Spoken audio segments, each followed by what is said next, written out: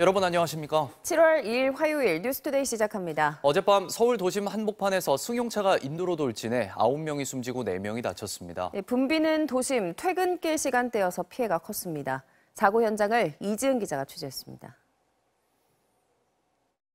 서울 시청역 인근의 한 주점 앞입니다. 335 모여있는 사람들 뒤로 불빛이 번쩍이나 싶더니 거리가 아수라장으로 변합니다. 어젯밤 9시 27분쯤 60대 운전자가 몰던 승용차가 인도를 덮친 겁니다. 이 차량은 승용차 2대도 잇따라 들이받은 뒤 교차로 한복판에 멈춰섰습니다. 너무 놀랐고요.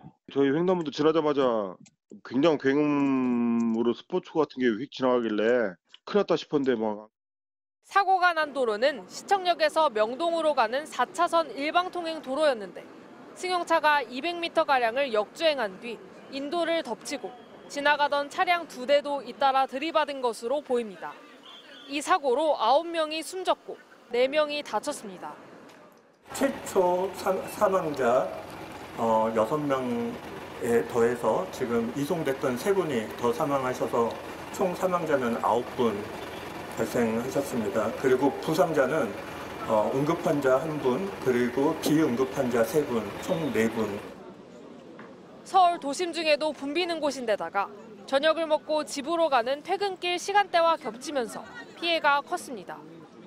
차가 저 편의점 쪽으로 돌진했구나. 가보니까 이건 아수라장이 이런 전쟁도 없었어. 사방대 그냥 다치신 분들이 쓰러져 갖고. 경찰과 소방당국은 사고 직후 인근 양방향 도로를 통제했는데 현장을 수습하는 데만 5시간이 넘게 걸렸습니다. MBC 뉴스 이지은입니다. 운전자는 차량 급발진을 주장한 것으로 전해졌습니다. 경찰은 음주운전은 아닌 것으로 보고 있는데 역주행의 무게를 두고 자세한 경위를 수사 중입니다. 김민영 기자입니다. 13명의 사상자를 낸 이번 사고. 사고를 낸 차량은 안전난간을 뚫고 인도를 덮쳤습니다. 현장에서 6명이 숨졌고 3명도 심정지 상태에서 병원으로 옮겨졌지만 끝내 숨졌습니다. 숨진 9명은 모두 횡단보도 앞에서 신호를 기다리거나 인도 위에 서 있던 보행자들이었습니다. 목격자들은 사고를 낸 차량이 일방통행도로에서 역주행했다고 전했습니다. 횡단보도 중간부터 해가지고 사람들이 쓰러져 있고 그 우측 조선호텔 길로 들어가는 일방통행로 우측변 인도까지도 한 20m 정도까지 안까지 사람들이 쓰러져 있었어요. 경찰은 호텔에서 차량이 나와 역주행하고 있다는 신고 내용 등을 토대로 역주행한 경위를 조사하고 있습니다. 네, 일방통행인데 역주행 한 거고요. 인도의 그 가드레일 보니까 가드레일 다 치고 들어가가지고 길가에 다니는 분들이 다 피해를 많이 봤어요, 지금. 경찰 확인 결과 60대 운전자는 음주 상태는 아니었습니다. 운전자도 부상이 있기 때문에 진술이 가능한 시점에 진술을 진행토록 그렇게 조사를 진행토록 하겠습니다. 운전자는 현장에서 차량 급발진을 주장한 것으로 알려졌는데 경찰은 차량에 브레이크 등이 들어오지 않았다는 목격자 진술 등을 확보하고 역주행에 무게를 두고 있습니다. 경찰은 운전자가 치료를 마치는 대로 CCTV와 블랙박스 영상을 토대로 자세한 사고 경위를 조사하는 한편 오늘 오전 수사 상황을 브리핑할 예정입니다. MBC 뉴스 김민영입니다.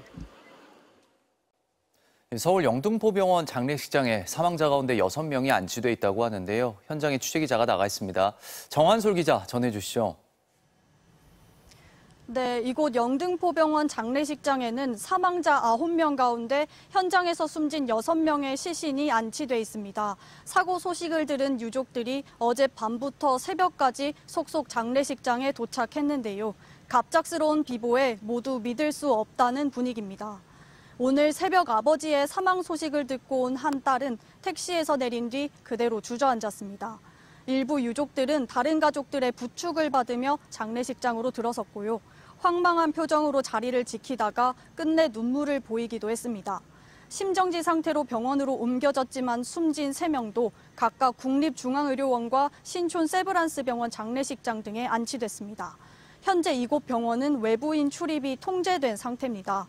빈소는 오늘 오전 다시 한번 신원 확인 절차가 끝나는 대로 차례로 마련될 예정입니다.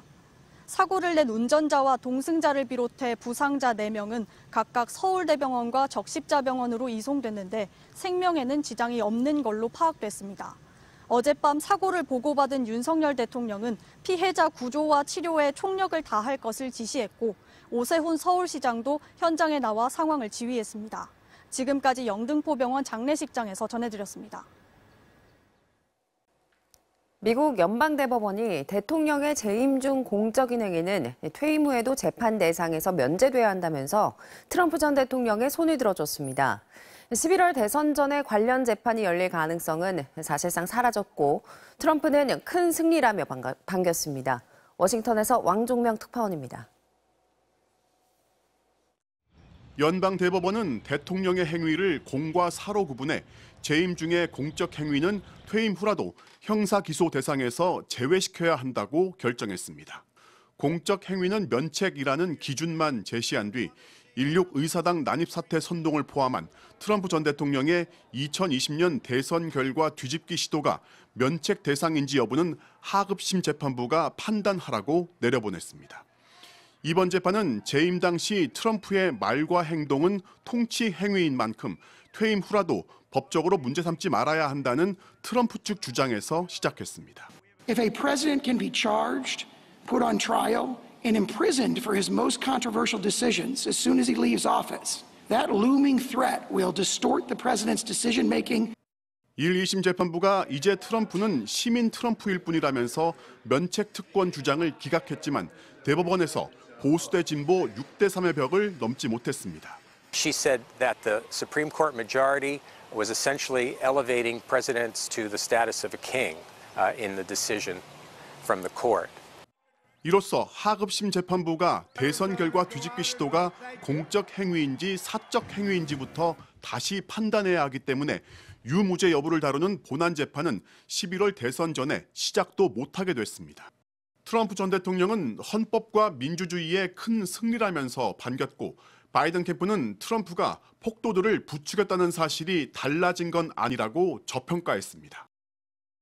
대선 전에 트럼프가 형사재판으로 타격받을 가능성이 그만큼 줄었다는 얘기입니다. 지난주 토론 승리 뒤에 이어진 트럼프의 연승이라는 평가가 우세합니다. 워싱턴에서 MBC 뉴스 왕종명입니다.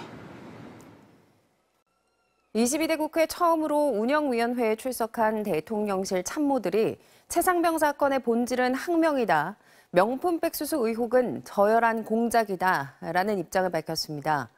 이태원 참사가 조작됐을 수 있다고 발언했다는 윤석열 대통령 논란에 대해서는 그런 발언이 없었다고 주장했습니다. 고재민 기자입니다. 22대 국회 처음으로 정진석 대통령 비서실장, 장호진 안보실장 등 대통령실 참모 16명이 국회에 출석했습니다. 야당 의원들은 가장 먼저 최상병 사건 외압 의혹에 대해 공세를 집중했는데 정진석 비서실장 답변은 완강했습니다. 국방부 장관의 정당한 이첩보류 지시 명령을 박정훈 수사단장이 어긴 항명 사건이 그 실체이고 본질이라고. 이른바 VIP 경로설도 전에 들었던 말만 있을 뿐 실체가 없다고 적극 엄호했습니다. 제가 보지 않은 사실에 대해서는 제가 대답을 할 수가 없습니다. 2차전은 김건희 여사의 명품백 수수 의혹. 이미 윤 대통령이 사과했던 사안인데 오히려 참모들 발언은 더 후퇴했습니다.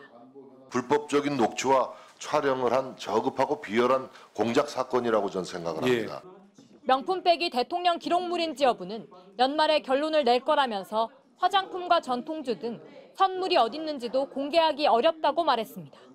화장품과 전통주와 책 현재 보관하고 있습니까?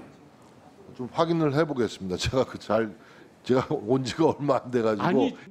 김진표 전 국회의장이 회고록에서 윤 대통령이 이태원 참사의 조작 가능성을 언급했다고 적은 데 대해선 앞서 왜곡이라고만 밝혔던 대통령실은 이번엔 분명하게 그런 발언이 없었다고 주장했습니다. 첫 국회 대면에서 대통령실 참모들은 처음부터 끝까지 모든 의혹과 지적들을 부인하면서 윤 대통령 지키기에 총력을 다하는 모습이었습니다. MBC 뉴스 고재민입니다.